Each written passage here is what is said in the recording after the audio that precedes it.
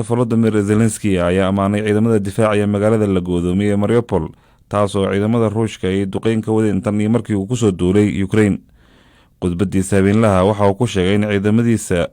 in markaasi ciidamadaasi ay yihiin geesiyaal waqti badan ku bixiyay difaacidda Ukraine si loo xoojiyo ilaalinta goobaha kale ee dalka. Wararka imaanaya dalka Sri Lanka waxay sheegeen in hawada laga saaray isticmaalka internetka gaar ahaan baraha bulshada, waana tallaabadii ugu dambeysay mas'uuliyiinta uga jawaabayaan dibadbaxyada ka dhashay gabaabsiga ku yimid badeecadaha qutul-daruuriga dalkaasi. Booliska waxay horey markaasi guud ahaan dalkaasi uga dhawaaqeen 36 saacadood oo bandow ah, waxayna soo rogeen xaalad degdeg ah. Ra'iisul wasaaraha Pakistan Imran Khan ayaa u muuqda in baarlamaanka uu codka kalsoonida kala noqon rabo si xilka looga tuuro kadib markii ay xisbigiisa ka baxeen tiro xisbi ah. Wariyaha BBC da Islamabad ayaa sheegaya in carab baahsan ay ka dhalatay sare u kaca ku yimid qiimaha maciishada ee Pakistan. Ugu dambeyntiina qarax ayaa ka dhacay goob lagu caawiyo oo ku taalla caasimadda dalka Azerbaijan ee Baku, iyadoo la soo sheegay in dad badan ay ku dhaawacmeen qaraxaasi. Muuqaal la soo dhigay baraha bulshada ayaa muujinayay gawaarida gurmadka degdega oo goobta gaaray, iyadoo uu burbur soo gaaray wadada uu qaraxa ka dhacay. Warkii dunida naginta. aad baad u mahadsan tahay Mucaawiye Maxamed Buraal ayuu kaasi wararka caalamka qodobadii uu door karona ayuu nala socodsiinayay dhageystayaal diyaargarooba qabaha kale ee barnaamijka. aynu ku bilownay warbixin hordhaca uu soo saaray guddigii loo saaray qiimeynta khasaarihii ka dhashay dabkii habeen hore baabi'iyey suuqa weyn ee Waahayn ee magaalada Hargeysa ayaa lagu sheegay in hanti ku dhow 2 bilyan oo dollarka Mareykanka ay halkaasi ku gubatay. guddiga ayaa dhanka kala shaaciyey kontooyinka lagu soo shubi doono tabarucaadda iyo gurmadka suuqa basbeelay. maayirka magaalada Hargeysa Cabdikariin Axmed Mooge oo ka mid ah guddigaasi ayaa sidan waxa uu ku sheegay waxa ay ku ogaadeen warbixintooda hordhaca. dhibkii iyo khasaarihii uu sababay masiibadii halkan ka dhacday waxaa lagu qiimeeyey inay tahay oo ay u dhaxayso 1 bilyan iyo badh ilaa 2 bilyan oo dollar, waana qiimeyn hordhaca weeye. dhanka kale maayir Cabdikariim ayaa sheegay in golaha deegaanka Hargeysa ay isla garteen in maalinta Talaadada ay soo aadaan la nadiifiyo suuqa, inta ka horeysana ganacsatada ay halkaas ka baartaan waxa ay hantidooda ka haban karaan. kooxaha dabdamiskana ay howlahooda ku soo dhamaystirtaan.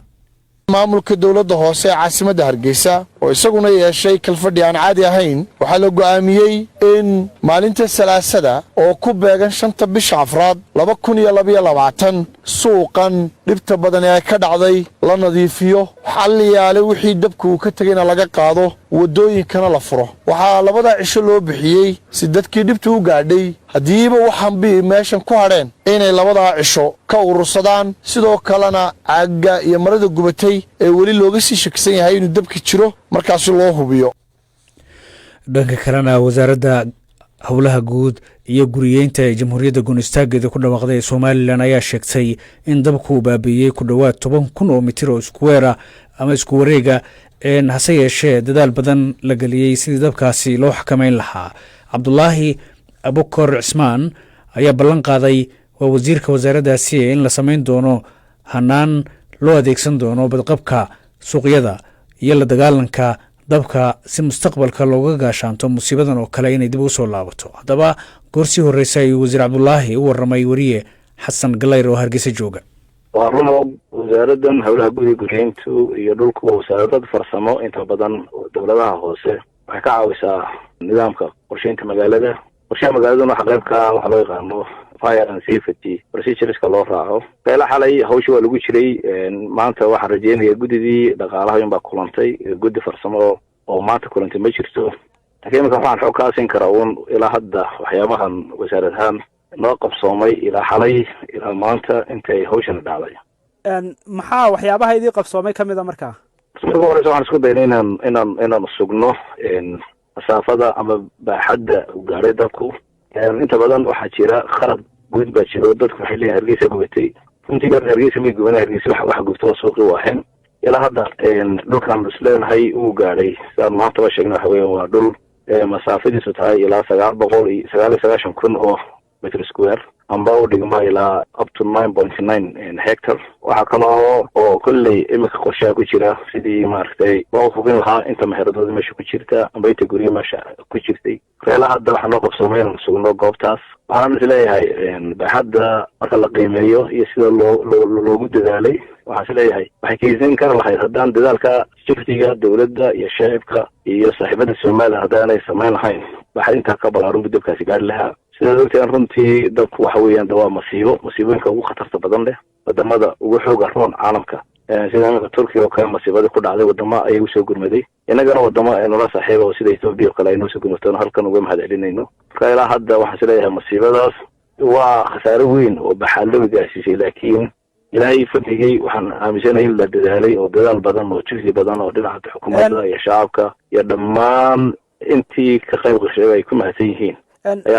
laakiin saacadatu wasiir dadka idin dhaliilaya waxay leeyihiin xukuumaddu waxay tahli kari weyday iyadoo og in meeshan ama suuqan aanu lahayn wadooyin dabdamisku ka galo hantidii ugu badneed ee Soomaaliland ay taalo ayay awoodi kari weyday inay wadooyin u samayso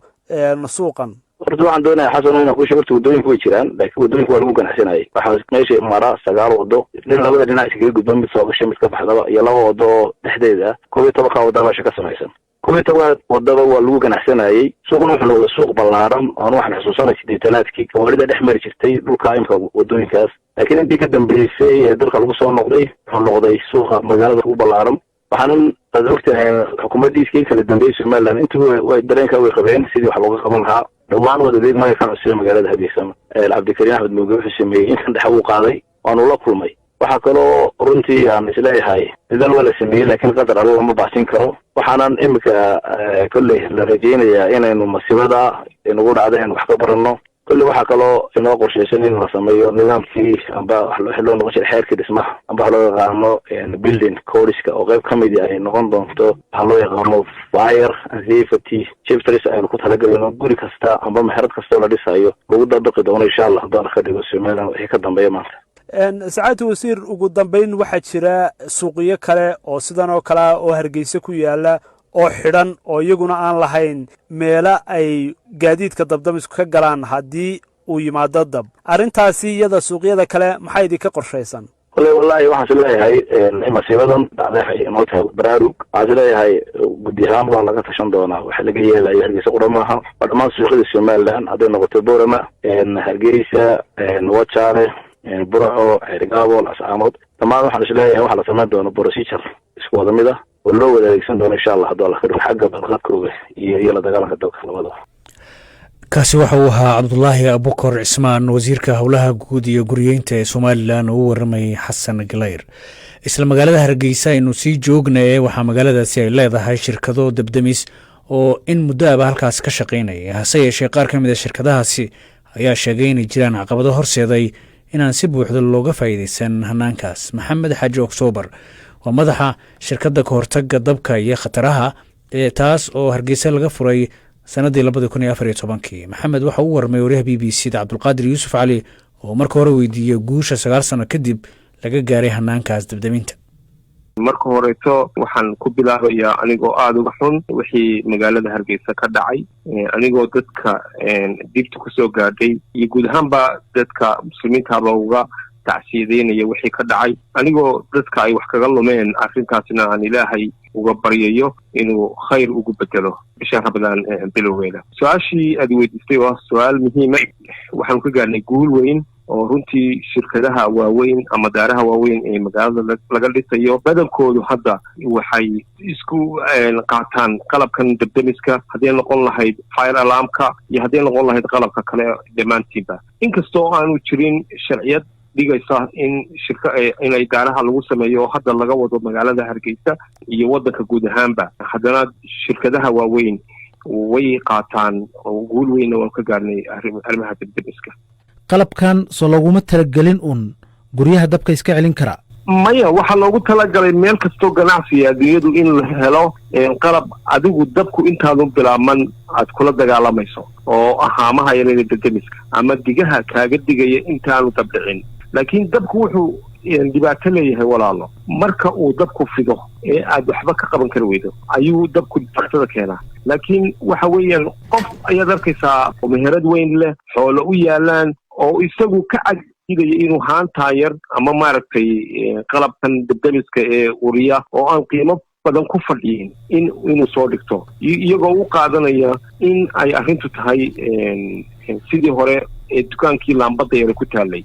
Waxa ugu weyn ee dhibaatada keena waxa weeye korontada ayaa jabka ugu weyn ay ka timaada. Inkastoo ay iminka jirto in roob la'aantani oo markastoo hawadu sii qalasho shayadu sii qalalaan ay biyo helin ay dabku sii badanayo. Anigoo uga digaya iminka kani waa bilow, laakiin waxaad arki doontaa dabab aad u fara badan haddaan roob iman oo markastoo roob la'aantu saa u dhacdo khatarta dabkuna way sii badanaysaa, waayo ignition ama dab dhaliyihii baa badanaya. marka maxamed, hadda dabkan ka kacay suuqa Waaheen ma kula tahay in khasaarahan baaxadda weyn laga hortagi karay? ها waan qabaa taas anigu waan qabaa dawladda iyo annaga iyo maxaan ku yiraahdaa markii ugu horeysay ee uu shilku ka dhacay Wajaale ayaa shirar badan laga qaatay oo la isugu yeeray runtii anigoo ka xun wixii dhacay waxa arrintan ay ahayd arrin lagu xilkoodii ay ka soo bixi waayeen dadka leh bacalayaashaas waxa meel la maraa ma jirtin wax yar oo ka mid ah haysta qalabka dabka lagu damiyo haddaan ku yiraahdo bishii March ina dhaaftay 5 shir waa laga yeeshay shilalka dhacayna way badnaayeen marka dibta ugu weyn ee meesha taala waxay ka timi gacanta dadka meesha leh iyadoo arrintaasi ay tahay in laga qaato tusaale oo aanay meelo badan oo ka mid ah dee dhulkan Soomaalidu degto ayaa sidaas oo kale suuqyada noocaas oo kale ku yaalaan Wajaale ka mid ah Garowe oo aan hadda shaqo dibdamis ugu tagay ayaa ka mid ah Jigjiga ka mid ah waxa la yiri biyo intaanay ku iman baa la iska boosaa laakiin ma haystaan bad dibdamiski meel maro waa baco iyo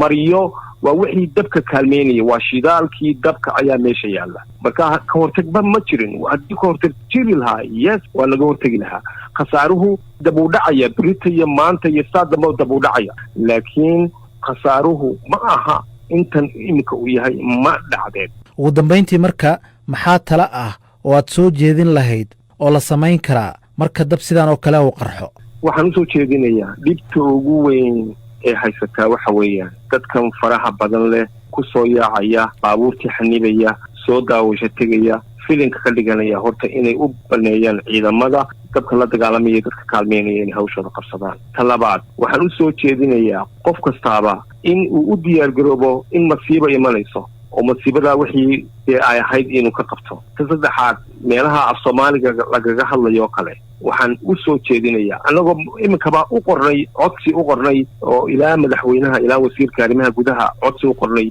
Somaliland oo ka codsanay in qalabka damiska laga dhigo cashuur la'aan in sidaas oo kale la yeelo kaasi waxa uu ahaa maxamed xaaji Oktoobar madaxa shirkadda ka hortagga dabka iyo khataraha ee Hargeysa oo u waramayay wariyaha BBC-da Cabdulqaadir Yuusuf Cali haddaba qaar ka mid ah dhegeystayaasheena Facebook ayaa raygooda warbixinta halkaa kaga soo dhiibtay midii labaan soo qabtay Sayid Cumar Cismaan Cabdulle oo jooga magaalada Dhuusamareeb waxa uu leeyahay warbixinta hordhaca ay soo saareen guddigii loo saaray qiimeynta khasaarihii ka dhashay dabkii qabsaday suuqa Waaheen ee Hargeysa runtii waa arrin walaaceeda leh waxaana alla uga baryayaa buu yidhi dadkaas ay hantidooda gubatay in uu ugu bedel ka khayr badan hantidoodii Cawil Siciid Maxamed oo jooga Bacadweyne Mudug waxa uu leeyahay hantidaas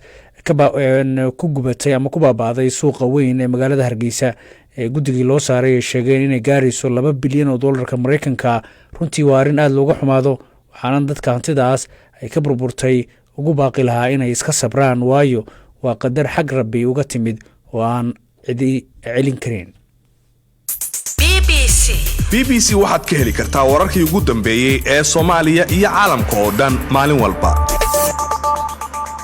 markana sidaad warka caalamka ku maqlayseen dowladda Ukraine ayaa waxay sheegtay in ciidamadeeda ay dib u qabsadeen gabi ahaanba gobolka ku xeeran caasimadda Kiev xilli ciidamada Ruushka ay dib uga guranayaan magaalooyin muhiim ah garoonka diyaaradaha ee magaalada Hostomel ee u dhow caasimadda Kiev taas oo uu dagaal ka socday tan iyo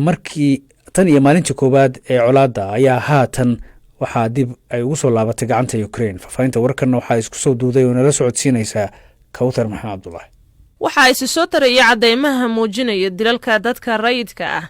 iyadoo ay dib u guranayaan ciidamada Ruushka wariyaasha ku sugan magaalada Bucha oo ku taala duleedka magaalada Kiev ee caasimadda dalka Ukraine ayaa arkay meydad gaaraya ilaa 20 qof oo daadsan wadooyinka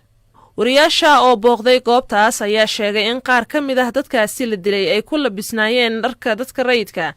gacmahoodana ay gadaal u xirnaayeen iyagoo laga toogtay madaxa. maayarka magaaladaasi meydadka laga helay ee buja ayaa wakaaladda wararka ee faransiiska u sheegay in aaswadareed loo sameeyey dad la laayay oo gaaraya ilaa 280 qof. mar uu jeedinayay hadal muuqaal ah ayaa madaxweynaha Ukraine Volodymyr Zelensky sheegay in Ruushka ay doonayeen inay gacanta ku dhigaan guud ahaan gobolka Donbas iyo sidoo kale koonfurta Ukraine. Zelensky ayaa hadalkan jeediyey xilli dambe kadib markii wasaaradda gaashaandhigga ee dalkaasi ay sheegtay in gacantooda ay dib ugu soo laabatay dhammaan gobolka Kiev. madaxweynaha ayaa ciidamada Ukraine ku amaanay difaacidda koonfurta magaalada dekedeedka la hareereeyay ee Mariupol, taasoo toddobaadii ay duqeyn xoogan la beegsanayeen ciidamada Ruushka.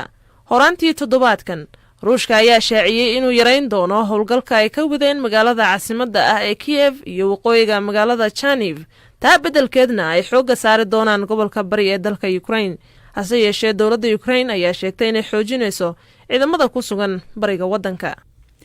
kawtar maxamed cabdulaahi aad bay u mahadsan tahay. markana maamulka magaalada Minneapolis ee waddanka Mareykanka ayaa dhowaan u ogolaaday muslimiinta magaaladaas in bisha barakaysan ee Ramadaan ay samaacado ku baahiyaan aadaanka salaadaha. arrintan oo dhaqan gashay markii ay curatay bishan barakaysan waxaa farxad iyo raynrayn ku soo dhoweeyey muslimiinta magaaladaasi. waa markii ugu horreysay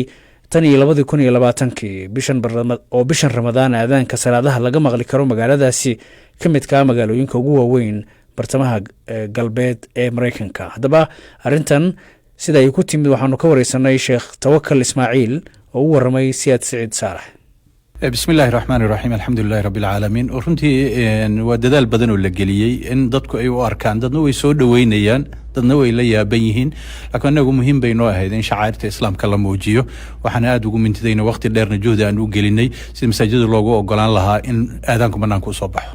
sidee ku timi arrintan ayaa la is weydiin karaa. runtii waddankan waxa weeye shuruuc iyo qawaaniin buu leeyahay marka juhdigeedu waxay noogu ku bilaabatay inaynu ku yeelanno xilal ama hadday xildhibaanada yihiin ama hadday yihiin labada aqal ama hadday yihiin city councilada. sidaa daraaddeed hadda dadaalkan iyo juhdigani waxaa bixiyey city councilka Jamaal Cusmaan oo Ward 6 laga soo doorto oo runtii horgeeyey kadibna sidaa lagu ogolaaday aadaanku inuu hadda Ramadaanta la adimo. ma jirtaa dadaal aad wadaan oo ku aadan in sanadka oo dhan aadaanka si baahsan loo maqlo iyadoo la ogyahay in hadeer fasaxa kaliya la haysta ay tahay bisha Ramadaan kaliya. mar haddii dadku ay fahmaan inaan la qabsadaan in bisha Ramadaan qawaaniin iyo shuruuc ka mid ah waddankana loo ogolaado masaajidyadu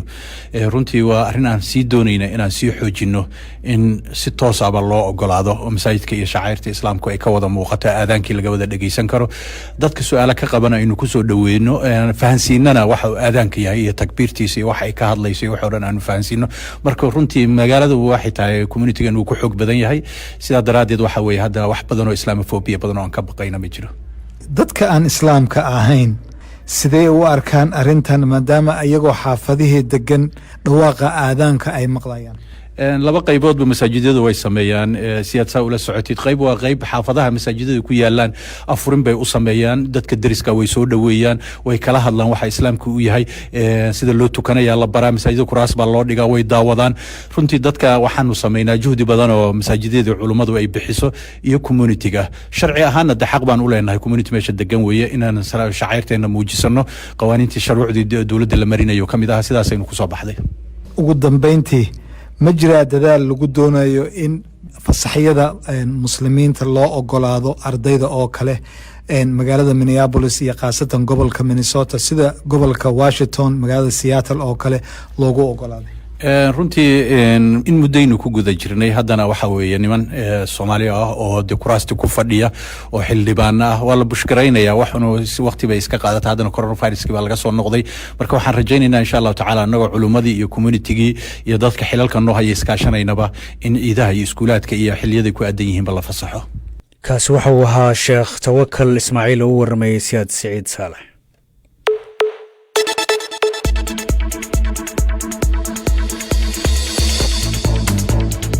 dhegaysa BBC Somali mobilkaaga raadiyaha iyo online-ka bbcsomali.com. ciyaarihii ayaa inoo soo socda balse markan dagaalka sokeeye ee ka socda waqooyiga waddanka Itoobiya oo haatan 16 bilood jirsaday ayaa waxa uu ku dhintay kumanaan qof halka malaayiin kalena ay si daran gargaar ugu baahan yihiin inta uu dagaalku socday dhinacyada dagaalamaya oo ay ku jiraan ciidamada dawladda iyo dagaalyahanada Tigreega ayaa waxa lagu eedeeyay inay geysteen xadgudubyo iyo gobol fallo qaar ka mid ah eedaha ayaa waxa lagu sheegay dilka dad rayida oo aan hubaysnayn iyo waliba tacaddi dhanka galmada wariyaha BBC da Itoobiya uga soo warama Kalkadaniya Biltaal ayaa u safray gobolka Amxaarada kaas oo ah gobol xudun u noqday dagaalka socday muddo 5 bilood ah kadibna warbixintan uu inala socodsiinay Sicdaanteeno ayuu halkaas ka soo diray sanadii 4 bilood ayaa laga joogaa markii Kombolja oo ah magaalo warshadeed oo ku taala gobolka Amxaarada ay ka dhaceen dagaalo xun oo u dhaxeeya ciidamada dawladda iyo kuwa fallaagada ah ee ka soo jeeda gobolka dariska ah ee Tigreega. nolosha waxaad moodaa inay caadi ku soo noqonayso laakiin xusuusta dagaalkii bahalnimada ahaa wili dadku way xusuustaan. qaar badan ayaa la nool cawaaqib xumada dagaalka. gabar ka adeegaysa goob cuntada laga cuno oo aan magaceeda ka dhigi doono Faadumo ayaa hadda bilowday shaqo cusub markii ay ciidamada Tigreegu la wareegeen magaalada. waxay soo galeen magaalada abbaara 2 duhurnimo kuwii meesha marayay waxay nagu yiraahdeen albaabka xirta waanu yeelnay waxay markii dambe nagu amreen inaan dib u furno waxay nagu yiraahdeen cuntana siiya waanu adeegnay. They told us to give them food and we served them. wixii ka dambeeyay waxay ahaayeen garaacis iyo kufsi. maalintii ugu dambeysay waxa ay kufsaday 2 ka mid ah maalintii xigtayna 3. In the next day 3. waxaan la hadalnay dumar badan oo noo soo gudbiyay sheekooyin naxdin leh oo la xiriira ku dhaxnoolaanshaha dagaal. waxay sidoo kale nala wadaageen sheekooyin ku saabsan xadgudubyo sida galmada iyo dhibaatooyin jireed. magaalada Kombolja oo kaliya waxaa ku sugan 35 haween ah oo la sheegay in lagu xadgudbay. wariyaha BBC da ayaa kula kulmay magaalada Kombolja 4 dumar ah oo sheegay in la kufsaday markii dagaalyahanada Tigreegu ay magaalada haysteen 6 toddobaad intii u dhaxaysay bishii November iyo bishii December ee sanadkii hore. ruux kale oo badbaaday oo aan ugu yeeri doono Meelaad ayaa sheegtay in dagaalyahanada Tigreega ay ugu hanjabeen inay dili doonaan iyada iyo gabadheeda yar ka hor intaysan ku xadgudbin. mararka qaar waan ku riyoodaa waxaa laga yaabaa inay tahay sababta aan sidaas u dareemaya in kuwii falka ku kacay ay weli halkan joogaan. bishii August ee sanadkii hore hay'adda Amnesty International waxay ku eedeysay dawladda iyo xulufadeeda inay kufsi u adeegsadeen hub dagaal oo ka dhan ah haweenkay gabdhaha da'da yar ee Tigreega. bishii Janaayo kooxdu waxay ku eedeysay dagaalyahanada Tigreega inay kufsadeen dumar iyo gabdho u dhashay qowmiyadda Amxaarada iyagoo qoryo haysta falalkaas oo ay ku sheegeen inay noqon karaan dambiyo dagaal. dawladda ayaa warbixinta Amnesty ku tilmaantay mid khalad ah balse waxay sheegtay inay ka go'an tahay xaqiijinta iyo isla xisaabtanka. ciidamada Tigreega ayaa sidoo kale sheegay inay soo dhaweynayaan baaritaano dheeri ah. labada gobol ee Amxaarada iyo Tigreega kumanaan kun oo qof ayaa xarumaha caafimaadka u sheegay in lagu xadgudbay sida laga soo xigtay qaramada midoobay. kiisas kale oo badan ayaa weli la soo gudbinin. kuwa ka shaqeynaya inay caawiyaan kuwa badbaaday ayaa tilmaamay in nabarada gaaray dhibanayaasha ay yihiin kuwa qoto dheer. Diana Wandimo waa xubin ka mid ah mashruuc ay maalgelinayso hay'adda UNICEF kaasoo taageero u fidinaya kuwa badbaaday. waxaan helnay dadka badbaada dhibaatada oo da' waliba leh iyo kooxaha bulshada. had iyo jeer waxaa jirta cabsi soo laalaabataa waxaa jira shaki laga qabi karo dad kale iyo inay dhici karto in mar kale la go'doomiyo magaalada.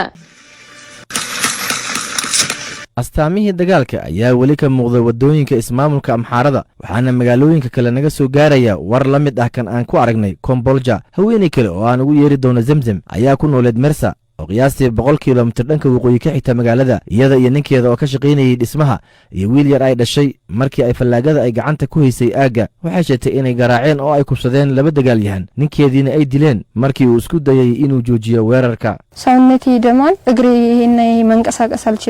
jirkaygu wuu dhiig baxayay lugahaygu waa ay dhaqaaqi waayeen xataa waan kici kari waayey si aan u weecdo dhanka wiilkayga. waxaan habbooneen ayay igu sameeyeen waxaa maskaxdayda gaaray nabaro aad u badan waxay igu abuureen nacayb.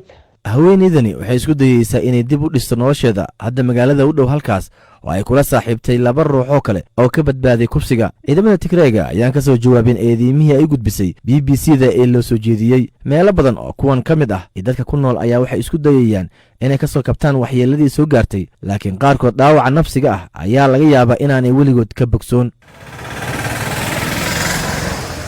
سعيد حسن أنتنا أدي ومهتسين وربحنتي وريها BBC ذات سببا كالكدان يبلتالي ونلا سعود سينا يبل مركنا عياريان إيجنا ما أنتم حارع دونا كل ما كترزن هويالك إنجليزكا كوحونا وحي سغوري مدونا سيدة ويستام يونايتد وحي كورتك دونتا كوحدة إيفرتون وبريهان ايكا جبانتا هالكا تودنا موتسبا iyo Newcastle United ay wada ciyaari doonaan. ciyaarihii xalay dhacayna ilaa iyo shalay galabna Man United oo waqti dambe dhashay